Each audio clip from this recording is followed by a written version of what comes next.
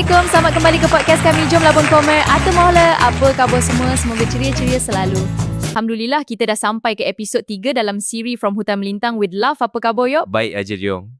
Episod 2 sebelum ni, kita bercerita tentang bagaimana anak Atuk Chin iaitu Mak Mika diserahkan kepada keluarga angkatnya. Kita sambung kisah tu, Yok. Ayah angkat kepada mak awak ni selalu ke Pekan Sabak Benam menaiki bot penambang ialah seberang sungai je pun. Ayah angkat mak ni namanya Mahadi. Jadi dia ni ramai lah kenalannya di Sabak Bernam tu, termasuk si Atok Chin tu tadi, Om. Oh, begitu.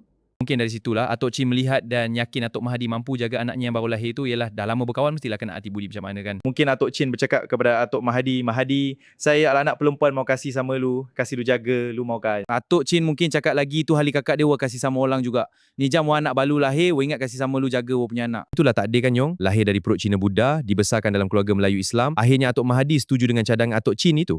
Awak tak dapat nak bayangkan momen masa tu kan, Yok? Ialah nak lepaskan anak baru lahir kepada keluarga yang berlainan bangsa dan agama. Ibarat pepatah Melayu, berat mata memandang, berat lagi jiwa yang merasa. Mungkin itulah kod yang bermain di fikiran Atok Chin masa tu kan, Yok?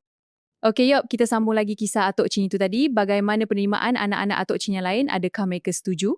Tempat ni awak memang tak boleh nak bayangkan betapa syahdunya momen itu. Mestilah adik-beradik lain tu rasa kehilangan kan. Sudahlah, 3 orang adik-beradik telah terlepas kasih sayangnya kepada orang lain. Ni yang keempat pula terpaksa pergi lagi dari keluarga mereka. Sayukan. Kalau awak berada di tempat anak-anak Atok Chin, pasti awak akan terasa kehilangan yang amat sangat pada adik yang baru lahir itu. Betul tu, Yok. Kalau awak pun berada di tempat anak-anak Atok Chin tu, pasti terasa sangat kehilangan adik yang baru lahir itu.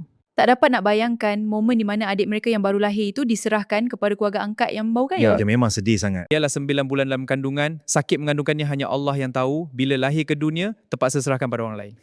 Awak rasa kita sambung dalam episod seterusnya pula. Tak boleh tahan nak nangis dengan cerita Mika ni. Sedih pula jadinya. Kita sambung kisah Mak Yop kita ni dalam episod seterusnya. Kepada semua, stay tune dan jumpa lagi. Assalamualaikum dan bye-bye.